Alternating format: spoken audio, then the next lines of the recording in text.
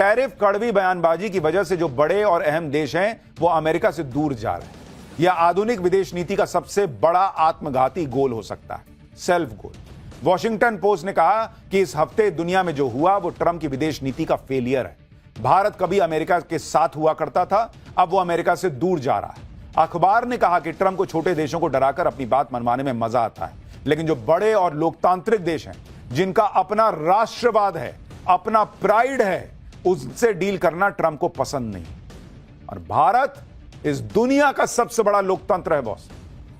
राहुल गांधी भले विदेश में जाके कह दें कि यहां कुछ नहीं बचा, उससे नहीं ना होगा। दुनिया मानती है बॉस कि भारत दुनिया का सबसे बड़ा लोकतंत्र है।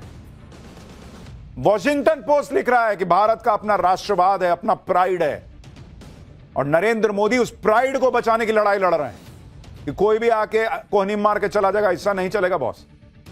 हमने आपको 2 दिन पहले ही बताया था कि भारत पर ट्रंप को यू टर्न लेना ही पड़ेगा। आज ले, 2 महीने बाद ले, 6 महीने बाद ले, ये भाई रास्ता बदलेगा, क्योंकि जिस मकसद से ट्रंप भारत से भिड़ रहे थे वो पूरा हुआ ही नहीं। पीएम मोदी ने ट्रंप की हर चाल फेल कर दी। दूसरी तरफ पीएम मोदी ने ट्रंप को ऐसा ट्रेलर दिखाया कि ट्रंप अब सरेंडर मोड में। 2 दिन पहले ही पीएम मोदी ने जीएसटी रिफॉर्म को लेकर बड़ा फैसला लागू कर दिया। यह भारत की इकोनॉमी को डेड बताने वाले ट्रंप को सीधा मैसेज था कि भारत खुद की रफ्तार बढ़ाने में लगा है, वो किसी का मोहताज नहीं। तुम मत सोचो कि हम तुम्हारे वो दोस्त हैं कि तुम बाइक पर बैठाओगे तभी ट्यूशन जाएंगे। अरे भैया तुम बैठे रहो, हम अपनी बाइक बना लेंगे और उससे चले जाएंगे वाला हिसाब है भारत का। पीएम मोदी ने जिस तरह से भारत की इकोनॉमी को रॉकेट बनाया हुआ है, जीडीपी ग्रोथ को करीब 8% तक पहुंचा के रखा हुआ है, उससे भी अमेरिका को यह मैसेज चला गया कि भारत जैसी उभरती अर्थव्यवस्था को टैरिफ के दम पे झुकाया नहीं जा सकता। ट्रंप ने भारत पर टैरिफ लगाया तो पीएम मोदी ने साफ मैसेज दे दिया था कि जो नुकसान होगा देख लेंगे बॉस, लेकिन अमेरिका के आगे नहीं झुकेंगे, क्योंकि एक बार झुकिएगा ना तो ये फिर करेगा। और इन लोगों को लगता है कि भारत गुलामी सहा है इतने साल, तो जो बोलेंगे सो करेगा। अरे जाओ, गुलामी सहली, अब ना सहते हम। ट्रंप ने भारत पर टैरिफ लगाया तो पीएम मोदी इससे डर नहीं गए, ना पैनिक मोड में आए, बल्कि पीएम मोदी ने भारत के प्रोडक्ट्स के लिए दूसरे बाजार की तलाश तेज कर दी। ट्रंप अंतर्राष्ट्रीय लेवल पर भारत को अलग थलग करने की कोशिश में थे। यूक्रेन युद्ध का दोष भारत पर लगाने लगे, यूरोप को भारत के खिलाफ भड़का रहे थे, लेकिन पीएम मोदी ने पूरा गेम पलट दिया। यूरोप तक भारत के समर्थन में आते हैं। मोदी सरकार के मंत्री अलग अलग जगह जाके विदेशी चैनलों पर बैठ के बताने लगे कि ये तो झुट्टा है, ऐसे ऐसे बोल रहा है, ये देखो ना, खुद नहीं खरीदता है, यूरोप नहीं खरीद रहा है रूस से तेल। पूरा प्रोपेगेंडा इनका उड़ा दिया, धज्जियां उड़ा दी। इतना ही नहीं, भारत को अलग थलग करने में लगे ट्रंप को पीएम मोदी ने क्वाड में अलग थलग कर दिया। जापान और ऑस्ट्रेलिया भी ट्रंप की टैरिफ वॉर के खिलाफ भारत के साथ खड़े दिखने लगे। यानी ट्रंप ने हर तिकड़म करके देख ली, लेकिन वो मोदी को झुका नहीं पाए, भारत को दबा नहीं पाए। जब अमेरिका को यह लग गया कि भाई मोदी के रहते तो भारत का कुछ बिगाड़ना बड़ा मुश्किल है, तो अब ट्रंप जो है वो टोन डाउन हो रहा है। और सिर्फ टोन डाउन नहीं हो रहे हैं, वो दिल जले आशिक टाइप बिहेव कर रहे हैं कि भाई मेरा दोस्त तो चला गया मेरा दोस्त रूस और भारत। ऐसा सुबह 6:30 बजे उठ के लिख रहे हैं। सोचिए, रात में लग रहा है सपने में देखे होंगे यही फोटो। डोनाल्ड ट्रंप के नए बयान पर आज विदेश मंत्रालय से भी सवाल किया गया कि भाई डोनाल्ड ट्रंप तो कह रहे हैं भारत चला गया। विदेश मंत्रालय ने क्या कहा पता है? No comment. और ट्रंप के दर्द पर और नमक छिड़क दिया। सुनिए एक बार। Regarding the post, I have no comments to offer on this post at this point. मधु, ये आपका सवाल भी इस पे था, तो इस पे हमारे पास अभी टिप्पणी करने के लिए कुछ नहीं है। यानी जैसे दोस्ती में नहीं होता है कि आदमी सोचता है कि मैसेज भेजूंगा कुछ तो भाई रिप्लाई लिखेगा, फोन काट दिया। मैसेज में रीड का साइन आ गया, नीला नीला टिक, लेकिन रिप्लाई ये नहीं गया भारत का। No comment. अब और उछलो। ट्रंप के बयान पर विदेश मंत्रालय ने कोई प्रतिक्रिया ही नहीं दी। कूटनीति की अपनी कुछ मजबूरियां भी हो सकती हैं, लेकिन सोशल मीडिया पर लोग ट्रंप के नए बयान को लेकर बहुत सी बातें कर रहे हैं।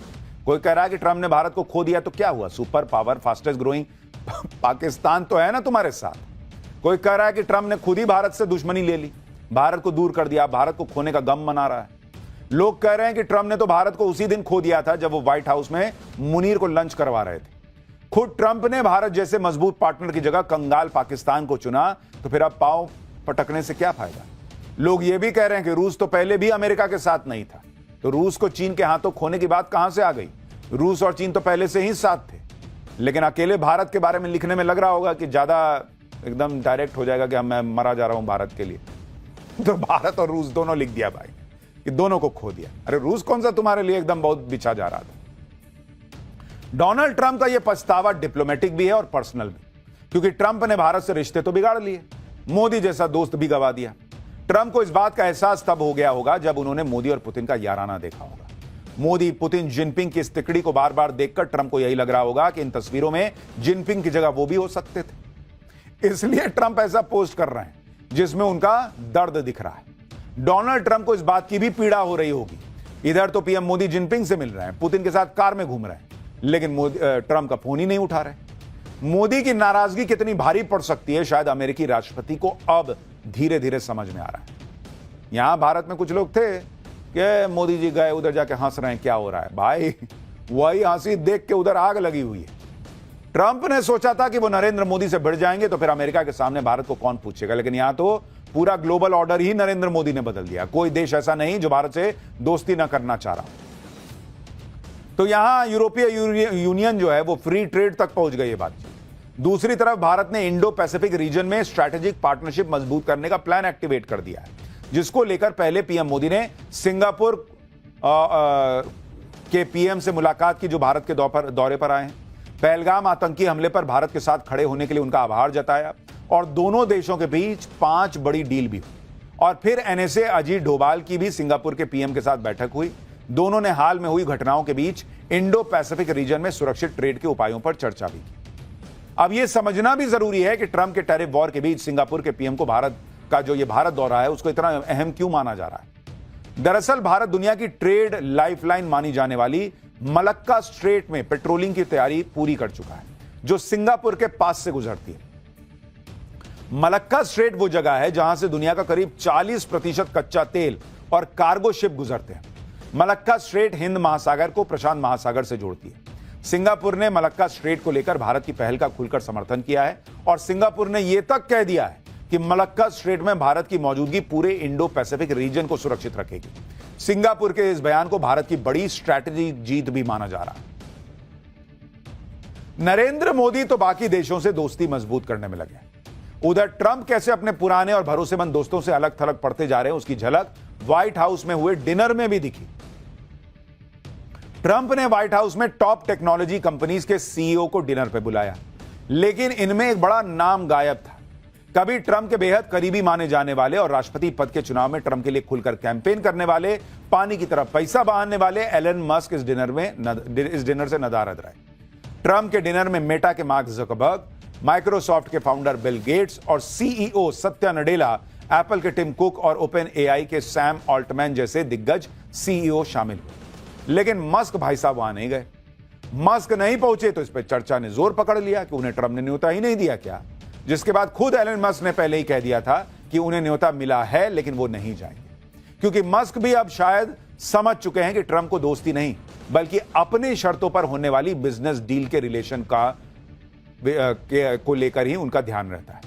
टैरिफ वॉर पर अपने ही घर में घिर चुके ट्रंप डिनर में भी यही साबित करने में जुटे रहे कि वो दुनिया के दूसरे देशों से नहीं बल्कि अपने देश की कंपनियों से भी बिजनेस डील करने में जुटे।